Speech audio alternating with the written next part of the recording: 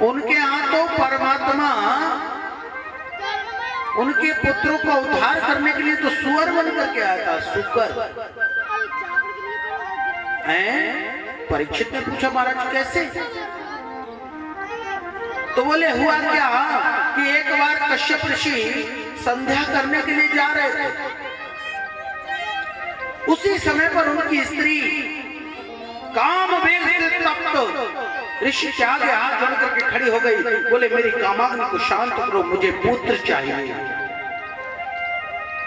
कश्यप ऋषि ने कहा कि देवी, संध्या काल के समय 4 काम शास्त्रों में वर्णित हैं, वर्जित हैं पूर्णतः, इनको त्याग देना चाहिए, 4 काम करने ही नहीं चाहिए संध्या के समय। बोले क्या क्या? बोले 4 काम, ये भोजन नहीं करना चाहिए, जब शाम को दोनों समय मिल रहे हो उस समय पर भोजन नहीं करना चाहिए। दूसरा, अध्ययन नहीं करना चाहिए, पढ़ाई नहीं करनी चाहिए, बुद्धि नष्ट हो जाती है, पढ़ा हुआ याद नहीं रहता। विद्यार्थियों के लिए बहुत जरूरी है संध्या के समय पढ़ाई न करें,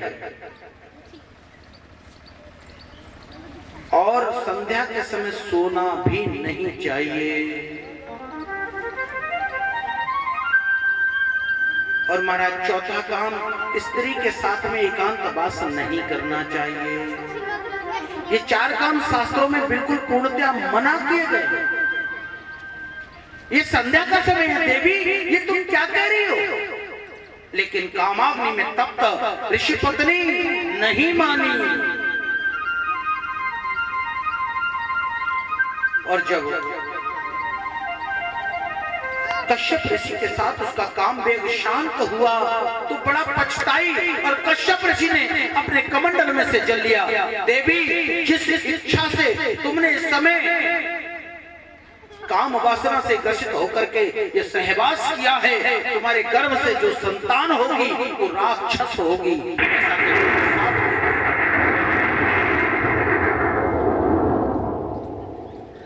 बहुत घबराई दिति हाथ जोड़ करके पैर पकड़ करके ऋषि के पकड़ क्षमा मांगते हुए कहने लगे, हे नाथ, मुझसे बहुत बड़ा अपराध हो गया, आप मुझे क्षमा करो।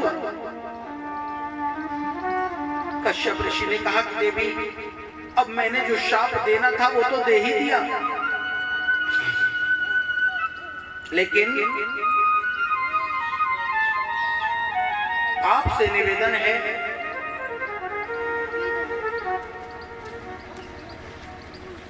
आप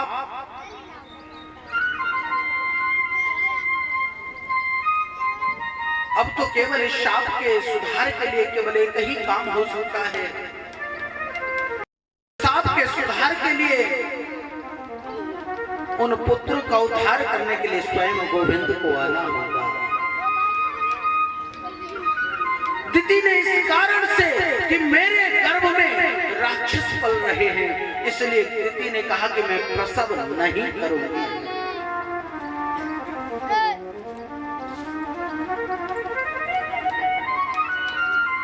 दिति ने 100 वर्ष तक गर्भ को धारण किए रखा।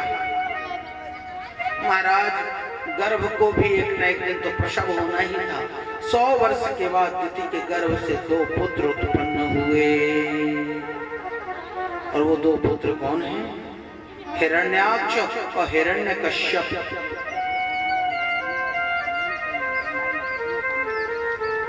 हिरण्याक्ष और हिरण्यकश्यप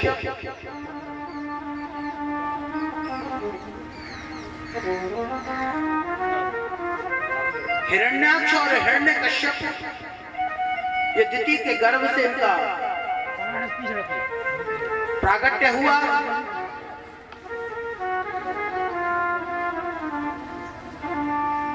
हिरण्याक्ष तिल नहीं बल्कि 1 हाथ रोज बढ़ता है। आज जो दर्जी उनके कपड़े सिलता है, कल वो कपड़े छोटे हो जाते हैं। 1 हाथ रोज बढ़ता है। हिरण्याक्ष और राक्षस बुद्धि है। राक्षस बुद्धि के कारण हिरण्याक्ष एक दिन आकाश मार्ग में चल दिया, और आकाश मार्ग में जब जा रहा है तो उसको नारद जी दिखाई दिए। नारद जी को देख करके कहता है, अरे ये नारायण नारायण ही करते रहते हो या कुछ लड़ना झगड़ना भी जानते हो? मेरे हाथों में खुजली हो रही है। देखो, जो खुरापाती आदमी होता है उसको खुजली होती है, यही राक्षस बुद्धि है। बोले मेरे हाथों में खुजली हो रही है। नारद जी बोले कि भाई मैं लड़ना झगड़ना तो नहीं जानता हूं। तो बोले मुझे तो तुमसे लड़ना है क्योंकि मेरे हाथों में बड़ी जोर की खुजली हो रही है। तो बोले कि इस खुजली को मिटाने के लिए मैं तो लड़ूंगा तुमसे। तो नारद जी ने तुरंत अपनी बुद्धि चलाई और नारद जी ने तुरंत कहा कि सुनो, ठहरो ठहरो। बोले मैं ऐसे व्यक्ति को जानता हूं जो तुम्हारी खुजली भी हमेशा हमेशा के लिए दूर कर देगा। बोले बताओ, जल्दी जल्दी बताओ, ऐसा कौन है जो मेरे हाथ की खुजली को जल्दी जीवन पर्यंत के लिए दूर कर दे? तो कहा।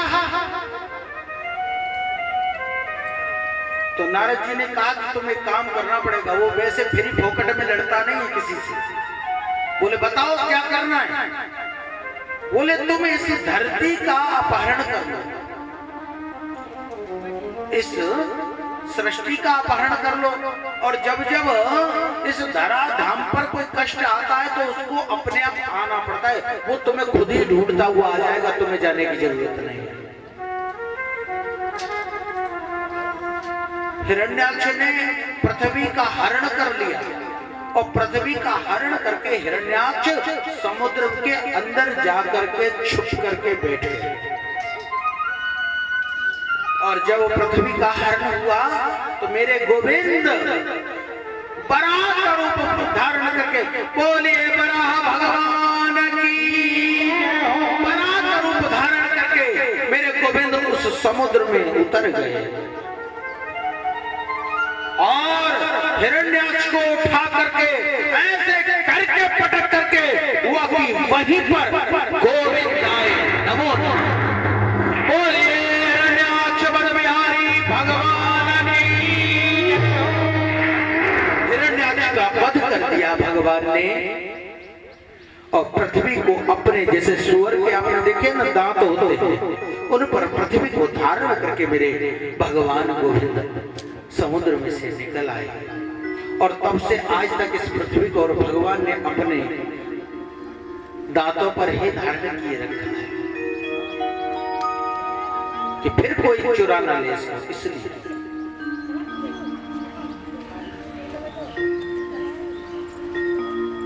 इसलिए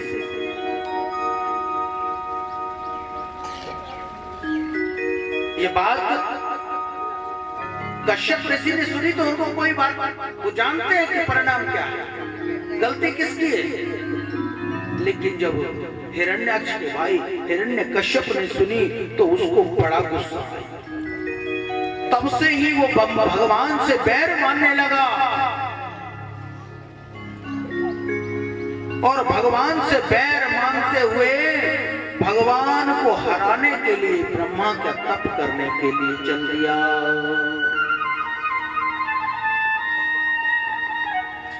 और जब ब्रह्मा का तप करने के लिए चल दिया, भगवान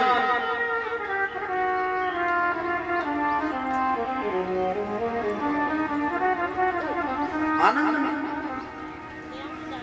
अब कश्यप ऋषि की दूसरी पत्नी है अदिति।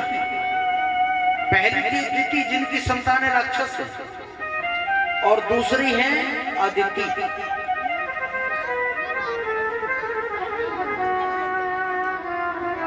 और कश्यप ऋषि के एक और भाई हुए जिनका नाम था कर्दम ऋषि, ब्रह्मा के पुत्र हैं।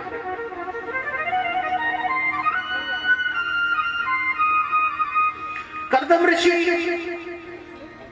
वैसे तो ब्रह्मचर्य का पालन करते हैं, लेकिन भैया एक बात कहूं, ये विवाह को जो लड्डू हथकाए ये सबन को बड़ो अच्छो लगे, जो खाए सो पछताए और जो ना खाए सो ललचाए।